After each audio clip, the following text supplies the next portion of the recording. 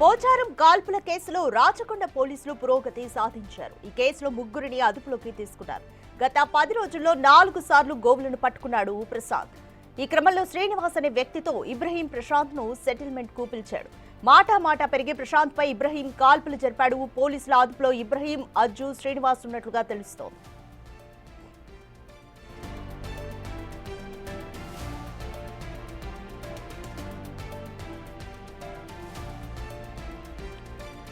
పోచారంలో కాల్పులు జరిగిన కేసుకి సంబంధించి రాచకొండ పోలీసులు త్వరితగతిన పురోగతి సాధించారని చెప్పాలి. అయితే ఈ కేసులో ఇప్పటికే ముగ్గురిని పోలీసులు అదుపులోకి తీసుకున్నారు. అయితే గత 10 రోజుల్లో 4 సార్లు గోవులను ప్రశాంత్ పట్టుకున్నాడు. అయితే ఈ నేపథ్యంలోనే శ్రీనివాస్ అనే వ్యక్తితో ఇబ్రహీం ప్రశాంత్ ను సెటిల్మెంట్ కు పిలిచాడు. మాట పెరిగి ప్రశాంత్ పై ఇబ్రహీం కాల్పులు జరిపినట్టుగా తెలుస్తుంది. అయితే పోలీసుల అదుపులో ఇబ్రహీం, అజ్జు, శ్రీనివాస్ ఉన్నట్లుగా తెలుస్తుంది. మరోవైపు ప్రశాంత్ కు ఆపరేషన్ సర్జరీ అయితే సక్సెస్ఫుల్ గానే కొనసాగింది. బుల్లెట్ కి కూడా బయటికి తీశారు. ప్రస్తుతం అతని హెల్త్ బులెటిన్ కూడా స్టేబుల్ గానే ఉన్నట్లుగా కూడా తెలుస్తోంది.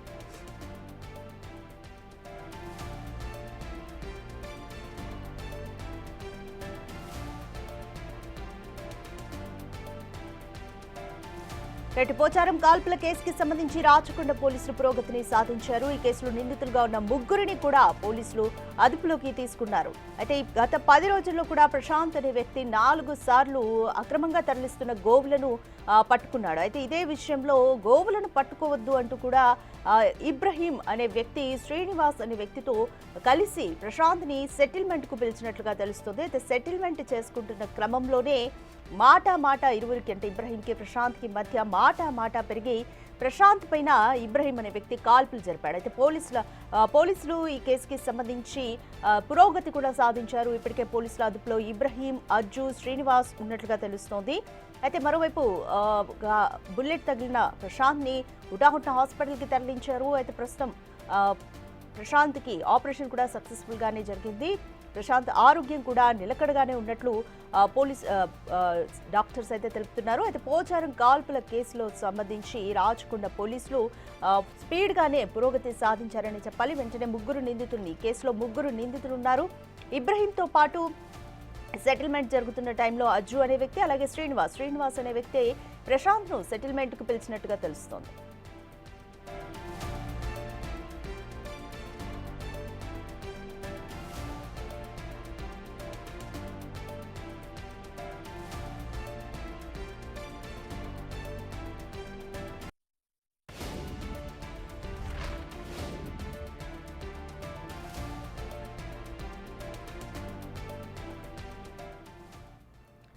మోర్ డీటెయిల్స్ మా ప్రతినిధి అనిల్ అడిగి తెలుసుకుందాం. అనిల్, రాచకొండ పోలీసులు ముగ్గురు నిందితుల్ని కూడా అరెస్ట్ చేశారు. కంప్లీట్ డీటెయిల్స్ చెప్పండి. అలాగే ప్రశాంత్ హెల్త్ ఏ విధంగా ఉంది?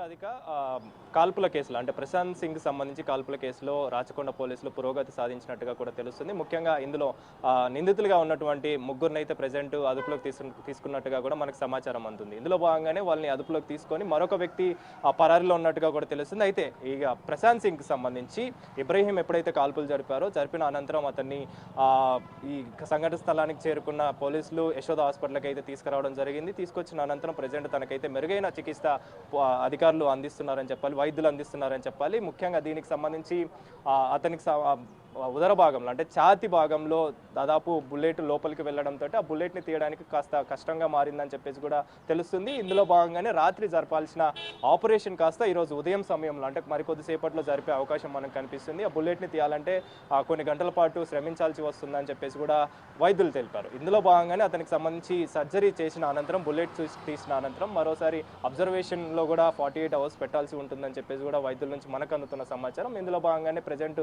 అతనైతే ఐసీయూలో ఉంచి ప్రజెంట్ అయితే చికిత్స అందిస్తున్నారు. అయితే దీనికి సంబంధించి ప్రజెంట్ ఇప్పటికే ప్రశాంత్ సింగ్ గోరక్షకుడిగా ఉన్నాడు, గో రక్షకు సంబంధించి సంరక్షకుడిగా ఉన్నాడు. కాబట్టి ఇబ్రహీం అనే వ్యక్తి చాలాసార్లు కూడా ఈ గోవుల్ని తరలించే వ్యవహారంలో తరలిస్తున్న సమయంలో ప్రశాంత్ అతన్ని ఆపడం, ఆ తర్వాత గోవులన్నింటినీ కూడా సంరక్షించడం ఇలాంటి చేయడంతో 2 రోజుల క్రితం కూడా ఇలాంటి ఘటన చోటు చేసుకునడంతో తనకు సంబంధించి మాట్లాడుకుందామని చెప్పేసి నిన్న రాత్రి సమయంలో పోచారం పోలీస్ స్టేషన్ పరిధిలోని ఒక నిర్మాణ నిర్మానుషమైన ప్రాంతానికి శ్రీనివాస్ అనే వ్యక్తితోని మాట్లాడిపించి అతన్ని పిలిపించడం జరిగింది.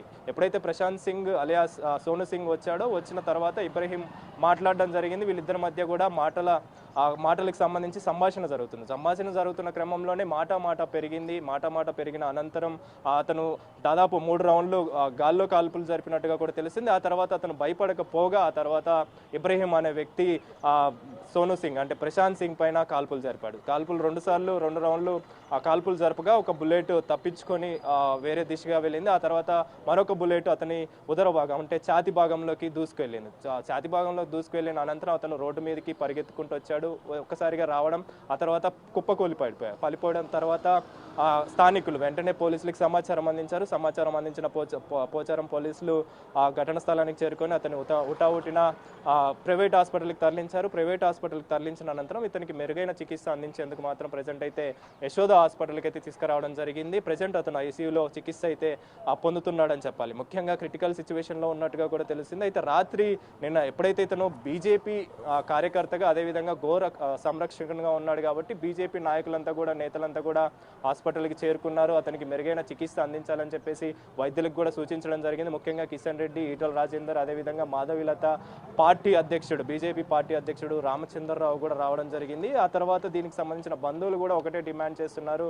అతన్ని ఎవరైతే ఇబ్రహీం ఉన్నాడో అతన్ని ఖచ్చితంగా కఠినంగా శిక్షించాలని చెప్పేసి కూడా వాళ్ళు డిమాండ్ చేశారు. అయితే ఈ రోజు కూడా దీనికి సంబంధించి ఏమైనా ఆందోళన జరిగే అవకాశం ఉన్న నేపథ్యంలో ప్రజెంట్ ఇప్పటికే పోలీసులు భారీగా మోహరించారు. దీనికి సంబంధించిన భద్రత ఏర్పాట్లు కూడా చేస్తున్నారు. మీరు విజువల్స్లో గమనిస్తే దానికి సంబంధించిన ఏర్పాట్లు కూడా పూర్తి చేశారని చెప్పాలి. అంటే ఇటు ఆర్ఎస్ఎస్కి సంబంధించి కావచ్చు, బజరంగ్ దళకి సంబంధించి కావచ్చు, బీజేపీ నాయకులకు సంబంధించి కావచ్చు, గోవుల్ని పూజించడం ఆనవాయితీగా ఉంటుంది, సాంప్రదాయం కాబట్టి అలాంటి గోరక్షకుడు అయినటువంటి ప్రశాంత్ సింగ్ని ఈ విధంగా కాల్పులు జరపడం, అదేవిధంగా ఇబ్రహీం అనే వ్యక్తి దాదాపు గతంలో ఈ విధంగా నగరంలో అంటే జిల్లాలలో ఈ గోవుల్ని కొన్న అనంతరం తను కబేలాలలో అమ్మడం ఇలాంటివి చేస్తున్న నేపథ్యంలోనే ప్రశాంత్ సింగ్ అనే వ్యక్తి దాన్ని అరికట్టే విధంగా, దాన్ని అడ్డుకట్ట వేసే విధంగా చాలాసార్లు కూడా గోవుల్ని రక్షించడం చేశాడు. అందులో భాగంగానే ఇబ్రహీం అతనిపైన పగ పెంచుకున్న అనంతరం పక్క ప్లాన్ ప్రకారం అతన్ని పిలిపించడం జరిగింది. పిలిపించిన అనంతరం దీనికి సంబంధించి తనపైన కాల్పులు జరిపిన తర్వాత అతను తప్పించుకోవడానికి ప్రయత్నించాడు. తప్పించుకున్న ప్రయత్నంలోనే